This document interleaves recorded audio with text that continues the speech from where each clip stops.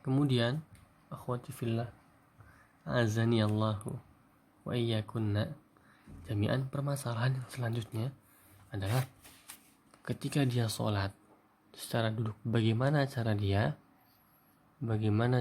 duduk, hayatul qu'ud, ya, tata cara duduk. Hay'ah itu tata cara, ya, hayatul qu'udi, tata cara duduknya bagaimana. Nah, di sini disebutkan duduk bagaimanapun dia bisa, terserah mau duduknya ya bersila, mau duduknya ya bengkok, ya seperti itu bisa, ya. Mau jongkok, kalau mau jongkok, ya jongkok kan lebih susah ya daripada berdiri, ya. Maka tidak apa-apa kalau misalnya lebih mudah jongkok, maka jongkok, ya. Taib. Kemudian kata para ulama, kata dalam mazhab Imam Asy-Syafi'i atau Imam Asy-Syafi'i sendiri menyebutkan, ya, bahwasanya tidak ada, ya, tata cara duduk yang ditentukan, tapi yang afdol katanya adalah duduk secara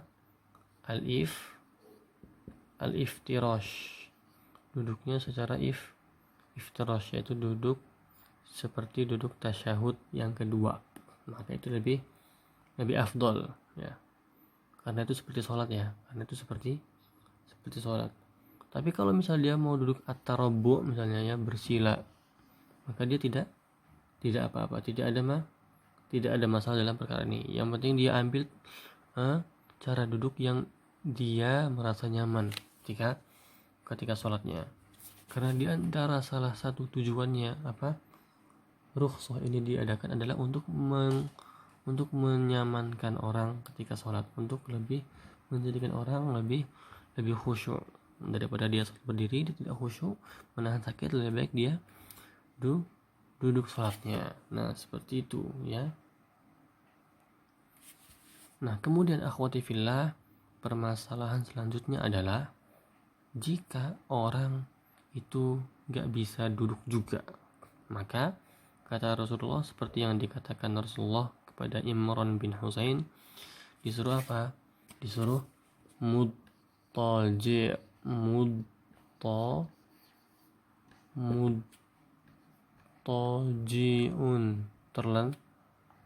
terlentang. Nah, ya, terlentang, maka boleh kita tidur secara terlentang, ya. Orang-orang seperti yang di rumah sakit, ya, yang sedang corona, na'udzubillah min dzalik, dia sholat secara terlentang. Kemudian orang-orang yang perban, orang-orang yang baru operasi, ya, semuanya, ya, sholat sebisanya mereka. Dan sholat terlentang yang paling dianjurkan adalah yang disebutkan juga dalam hadis adalah dengan caranya, ya, ini hayahnya, ya, ini hayatul ittija, tata cara terlentangnya. Bagaimana?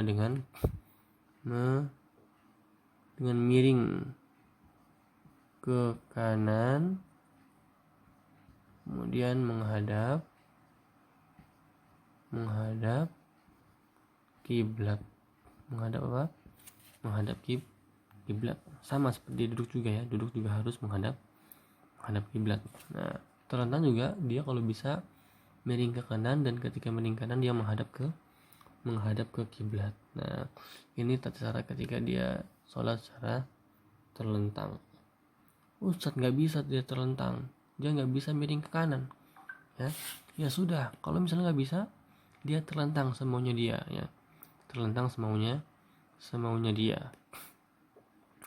Nah, kemudian kalau misalnya dia nggak bisa menggerakkan badannya, maka dia bisa sholat dengan apa? Dengan menggerakkan matanya, ya. Ketika dia mau sujud atau ruku, dia memejamkan matanya atau menurunkan matanya, atau, ya, dengan isyarat yang bisa dia lakukan. Nah, seperti itu. Kemudian tidak lupa juga akhwati fillah, kemarin tadi luput untuk menerangkan bahwasanya ketika seorang itu sholatnya duduk, ya, ketika seseorang itu sholatnya duduk, ya, dan duduk sholat ini, ya, duduknya misalnya duduk duduk. Maka cara dia ruku dan sujud bagaimana? Orang sholatnya duduk, cara dia ruku dan sujud bagaimana? Dia menjadikan sujudnya itu lebih rendah dari rukunya. Itu cara orang sujud dan ruku ketika sholat secara duduk, ya, supaya bisa dijelaskan, supaya bisa dibedakan mana sujud dan mana rukunya. Ya, begitu juga dengan orang yang terlentang, ya. Kalau misalnya dia memberikan isyarat yang lebih untuk sujud, nah seperti itu. Kalau dia nggak bisa memberikan isyarat, yang paling terakhir, yang paling rukhsah, yang paling terakhir adalah dia sholat di dalam hatinya. Dia niatkan untuk sholat, dia niatkan untuk sholat, bacaan sholat di dalam hatinya, atau kalau bisa dia menggerakkan bibirnya, ya. Ada ya satu kisah disebutkan, ya, bukan disebutkan, ya, memang nyata, ya. Ketika kami, ya, masih di Madinah, ada mahasiswa Indonesia, ya, yang kecelakaan, ya.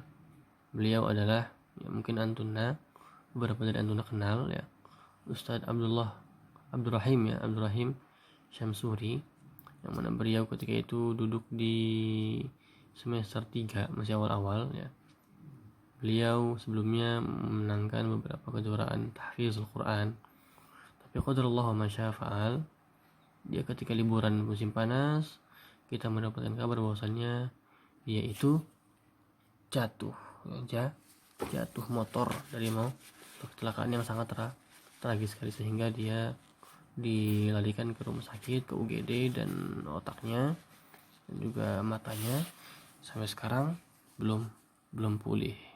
Nah, matanya sekarang belum bisa digunakan, walaupun dia sudah bisa untuk berjalan sekarang, ya. Ketika beliau sakit, ya, beliau masih bisa melantunkan ayat-ayat Al-Quran, ya, dilantunkan ayat Al-Quran dari mulutnya ketika dia sholat, ya, karena dia masih bisa dan dia ingin menjaga hafalannya. Itulah kisah Ustadz Abdurrahim Syamsuri, yang mana sekarang dia diberikan ujian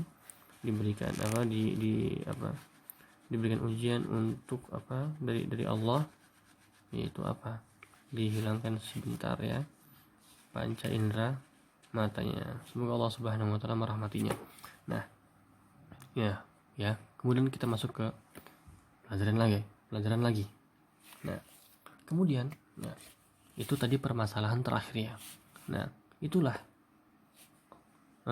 Allah Subhanahu wa taala itu betul-betul menjaga salatnya seorang hamba.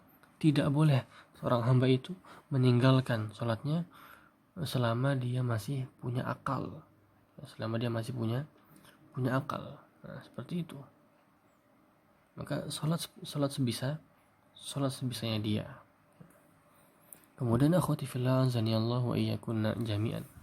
Kemudian jika seorang itu, ya, sudah sholat duduk, kemudian tiba-tiba 2 jam dia bisa berdiri, apakah dia harus mengulanginya lagi?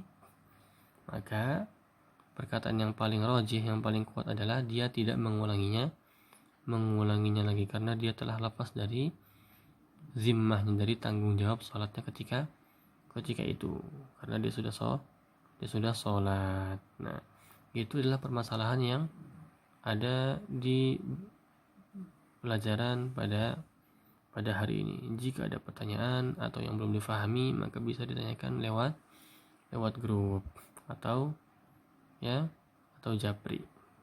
Wallahu taala alam bissawab. Nanti Ustaz akan kasih soalnya. Subhanakallahumma bihamdik asyhadu an la ilaha illa anta astaghfiruka wa atubu ilaik. Assalamualaikum warahmatullahi wabarakatuh.